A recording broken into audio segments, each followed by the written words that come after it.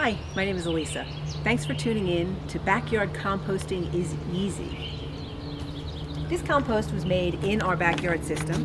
As you can see, it looks a lot like soil or dirt.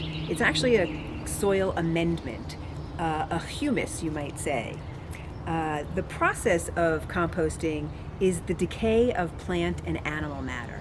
So, generally speaking, anything that was once living can be composted, from paper to chicken bones. However, in the backyard system, that list is a bit shorter. Here are some of the things that we include in our backyard compost. All of our vegetable and fruit scraps, tea bags, coffee grounds, eggshells, moldy bread, pasta or rice, dust bunnies, hair from our hairbrushes, soiled pizza boxes, toilet paper cores, soiled napkins. What you don't want to put into your bin are meat, bones, heavily oiled. If your pizza box is dripping with oil, don't put that in there. Cheese and dairy.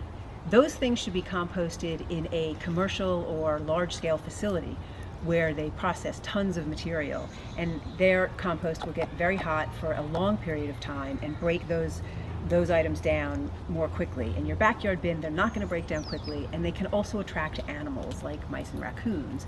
We don't want that.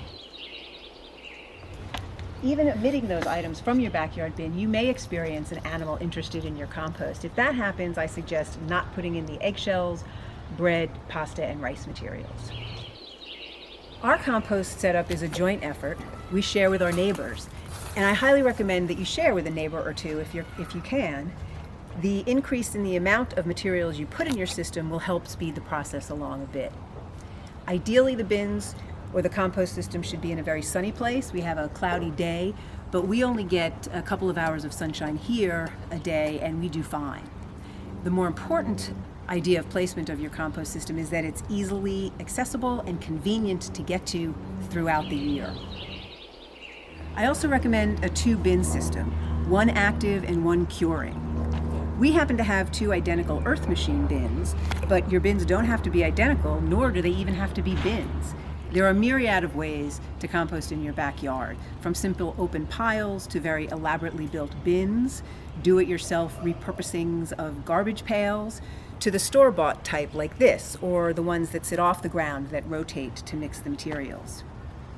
I suggest that you look online to the do-it-yourself kind and the store-bought type and see what would work in your backyard. That will depend on the space you have available and your surroundings. Can you have open piles, or how contained should you keep your compost?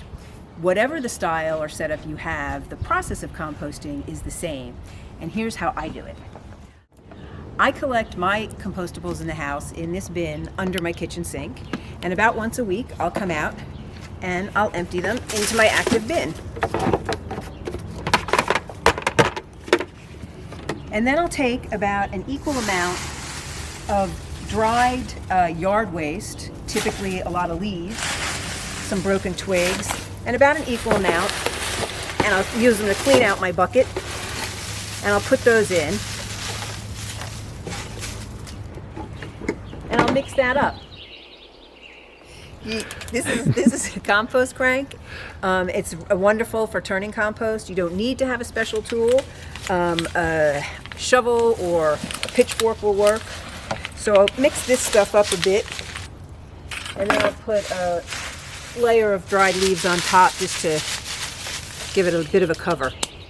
It's nice to have a pile or a container of yard waste that you've collected through the seasons, so that you always have this accessible throughout the year to mix with your kitchen scraps and house waste. So what I've just provided here is a smorgasbord, if you will, a buffet for microorganisms and invertebrates to do the actual decaying and composting of these materials. Your dried yard waste is a source of high carbon, and your household compostable waste has more nitrogen in it. So the mix of those two elements and keeping it moist, you want to keep it about as moist as a wrung out rag. Since I just added, it's going to be tough to see, but it should hold together and not squeeze water out.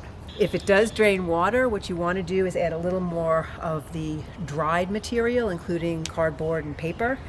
And if it's too dry, and you don't get any moisture at all and it doesn't hold together, you then want to add more of your nitrogen source, or even just add some water and mix that in. This bin was filled last year. We stopped adding to it about 6 months ago. And shortly I'll empty this bin out and use the compost in my yard or stow it for future use. And at that point we'll stop adding to this bin, and this will become the active bin, and then this bin will sit for some months to cure, and then we'll be able to empty this and start that whole rotation over again, and that happens year to year. Well, that was my quick-ish backyard composting is easy primer. There are oodles of sources online to get deeper into the subject if you want to know more about the science. I highly recommend Cornell Waste Management Institute. Look them up online. They have lots and lots of resources.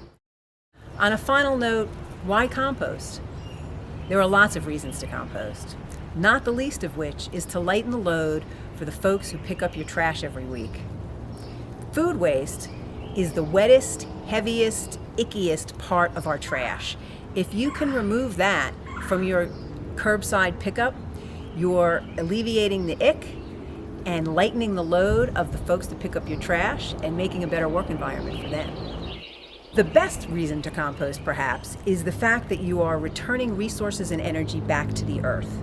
My banana peels and coffee grounds are going to go back into my yard to feed my ornamental plants and my vegetable garden. And when those plants lose their leaves or my vegetable garden's ready to go to bed for the winter, I put that back into my compost bin and it goes back into the cycle. It's true recycling.